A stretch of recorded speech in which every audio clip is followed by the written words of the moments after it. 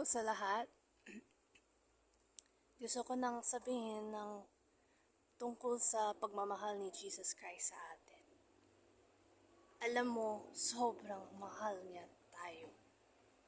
That's why namatay siya sa krus. Para sa atin, para mabuhay tayong masaya, kasama siya.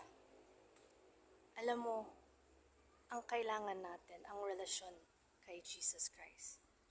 Magtiwala sa Kanya at gawin ang kalooban niya parati. Araw-araw yan. Alam mo, yung mga tao, gusto mong mahalin or gusto mong mahalin ka nila. Pero sasaktan ka.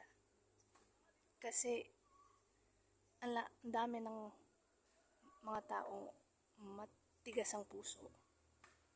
Wala yung mahal ng Diyos sa puso nila.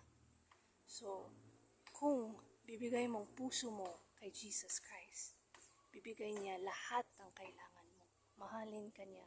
Sobrang-sobra. So, yun lang. Peace. In Jesus Christ's name.